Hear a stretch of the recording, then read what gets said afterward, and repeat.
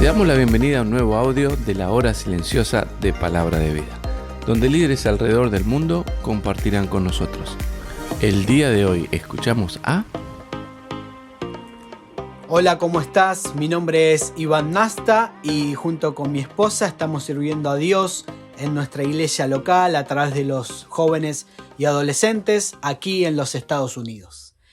Te quiero invitar a que puedas abrir tu Biblia y continuar con el pasaje de la hora silenciosa allí en el Evangelio de Mateo, capítulo 2, verso 13 al 23. Dice así la palabra de Dios. Después que partieron ellos, he aquí un ángel del Señor apareció en sueños a José y dijo: levántate y toma al niño y a su madre y huye a Egipto y permanece allá hasta que yo te diga, porque acontecerá que Herodes buscará al niño para matarlo. Y él, despertando, tomó de noche al niño y a su madre y se fue a Egipto, y estuvo allá hasta la muerte de Herodes, para que se cumpliese lo que dijo el Señor por medio del profeta, cuando dijo: de Egipto llamé a mi hijo.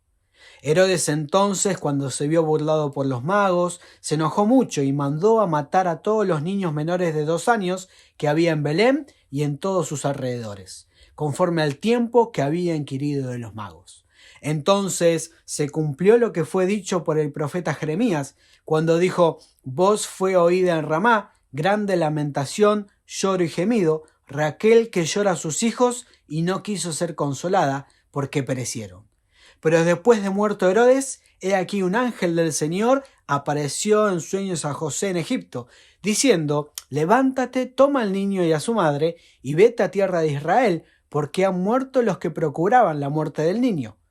Entonces él se levantó y tomó al niño y a su madre, y vino a tierra de Israel. Pero oyendo que Arquelao reinaba en Judea en lugar de Herodes, su padre, tuvo temor de ir allá. Pero avisado por revelación en sueños, se fue a la región de Galilea, y vino y habitó en la ciudad que se llama Nazaret, para que se cumpliese lo que fue dicho por los profetas, que habría de ser llamado Nazareno. En esta porción vemos que el Señor ya ha nacido, los magos lo visitaron, lo vas a ver en el inicio de este capítulo, y terminando el verso 12, los magos dicen que siendo avisados por revelación que no volviesen a Herodes, regresaron por otro camino. Y claro, porque Herodes va a tratar de destruir el plan redentor que Dios tenía. Ahora, no lo iba a poder hacer porque era algo que ya Dios había establecido y que lo iba a llevar a cabo. Pero él va a hacer toda esta matanza de niños con el fin de destruir este plan. Hay cosas que mencionan este pasaje como Dios cumple lo que había establecido a través de los profetas y describe cómo ellos hablaron de Cristo y que esto iba a pasar. Cuando dice el verso 15, de Egipto llamé a mi hijo, algo que el profeta había mencionado en Oseas capítulo 11, pero también el verso 17 y 18 habla de Jeremías capítulo 31. Destaca lo que habían citado los profetas. Pero en esta mañana quiero que te concentres en José. Mientras yo leía esta porción, me pude dar cuenta de que José tuvo la bendición de poder tener a Jesús en su hogar y ser el padre terrenal o aquel que lo iba a cuidar en sus primeros años. Sabes que José era de oficio carpintero y él tuvo el regalo de la gracia de Dios de tener a su hijo y trabajar con él, y todo lo que sabemos que él pudo disfrutar a través de la persona de Jesús.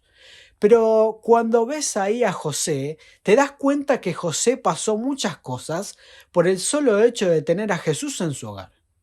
Y de que él iba a ser el que lo iba a instruir en sus primeros años. Y era Dios. No fue tan simple, tan sencillo. Por eso en esta mañana quiero de manera rápida mostrarte lo que implicaba para José tener a Jesús, caminar con Jesús, siendo Dios.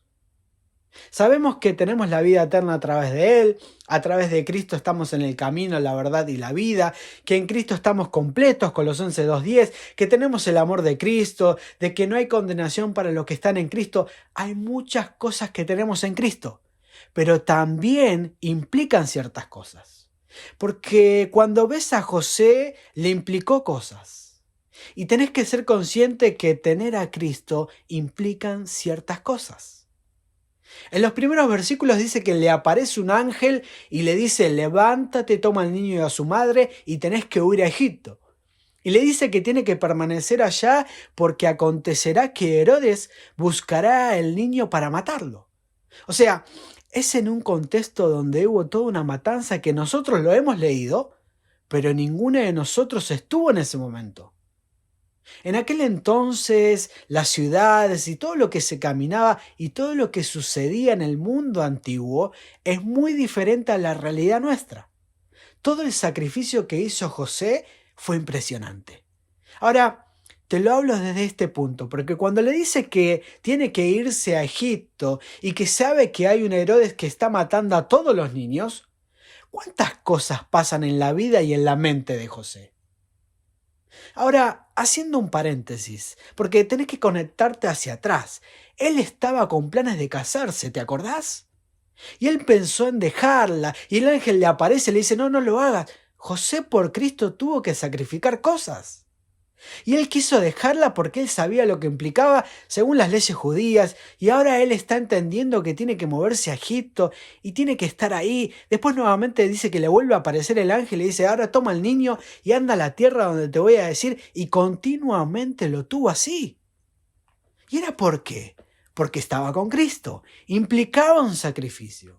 Un sacrificio que él estuvo dispuesto a realizar, a posponer en aquel entonces sus planes, a enfrentar que María quede embarazada, aunque la gente no entienda mucho, que fue concebida por el Espíritu Santo, y ahora en medio de una matanza, él está moviéndose de un lado a otro.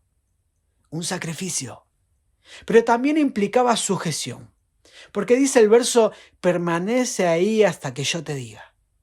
Ahí hay una directiva muy puntual: no te podés mover. Y fíjense que él se sujetó en el tiempo que tenía que quedarse, porque dice el verso 19: después de muerto Herodes se le vuelve a aparecer el ángel y le dice que ahora se tiene que ir de Egipto. Y el verso 21 dice que se levantó, que tomó al niño a su madre y se fue. O sea, estuvo siempre sujeto a la directiva de Dios. No solo que sacrificó cosas de moverse, quizás cosas personales que dejar, pero también sujetarse a todo aquello que venía de parte del Padre. Ahora, después cuando Cristo empieza su ministerio, José no aparece. Pero hay algo que tenemos que contemplar de José, que fue un hombre sujeto a Dios en todo lo que Dios le habló. Al principio le costó, pero se sujetó y no cuestionó. ¿Te sujetas a todo lo que Dios te habla, a lo que me habla? ¿Tenemos ese corazón sujeto de responder a todo aquello que Dios va marcando? Porque muchas veces no nos gusta sujetarnos a las directivas de Dios. No solo que se sacrificó, se sujetó, sino que también entendió que él debía seguir y servir al plan de Dios. Y acá está lo interesante, porque él tenía que seguir y en base a eso servir aquello que Dios le estaba mostrando. Desde el momento que María va a concebir, desde el momento que él se entera todo lo que iba a pasar, él decidió seguir el plan de Dios. Porque en sí no se trataba de José ni de María, se trataba de Cristo. Y él entendía que eran los planes del Señor y que José solamente era un canal. Por eso José nunca reclamó, porque él estuvo dispuesto a entender que el plan que había que seguir no era el plan de José. De lo que él quería o lo que él pensaba, era el plan de Dios. Ahora, él entendió algo más, que tenerlo a Cristo era un regalo, era una bendición, era lo más hermoso que este hombre pudo disfrutar. Es un regalo tener al Señor, porque no lo merecemos. Pero no te olvides que implican cosas. Implica que cada día hay que hacer un sacrificio, de renunciar a muchas cosas. Pero no que me quejo, sino que lo hago porque entiendo para quién lo hago y que es lo mejor.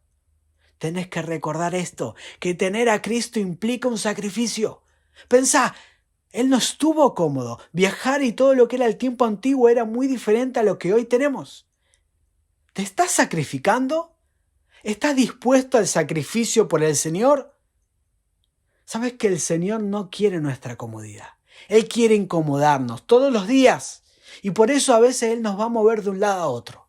Mira, Dios en medio de todo eso estaba trabajando en el corazón de José, como trabaja en el tuyo y en el mío. Pero también, terminando, recordá que José estuvo sujeto a toda la directiva de Dios. Él no cuestionó, se sujetó. Y cuando Dios le dijo volvé todo lo que Dios le pidió, él lo hizo. Él sujetó sus planes y dijo, esto es lo que tiene el Señor. ¿Te das cuenta? Pero también no te olvides de seguir el plan de Dios, no tu plan. Porque él siguió el plan de Dios y dice que continuamente a través del sueño, porque todavía no estaba la escritura revelada como tenemos hoy, porque Dios habla por la escritura, pero él siguió el plan de Dios, no el plan de José. El plan de José ya lo tenía armado y Dios se lo cambia, pero él se sujeta.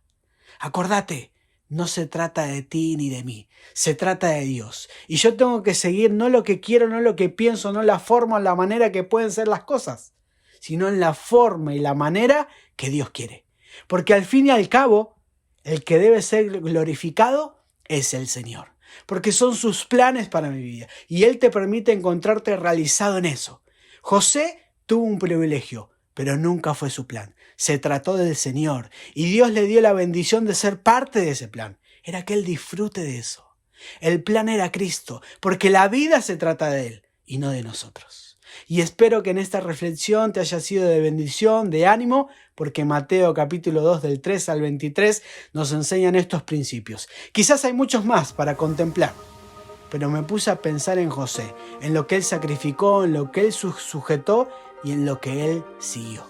Que Dios bendiga su palabra. Gracias por escucharnos. Recuerda que este audio no reemplaza tu tiempo a solas con Dios. Te animamos a que escribas tus aplicaciones personales. Hasta mañana.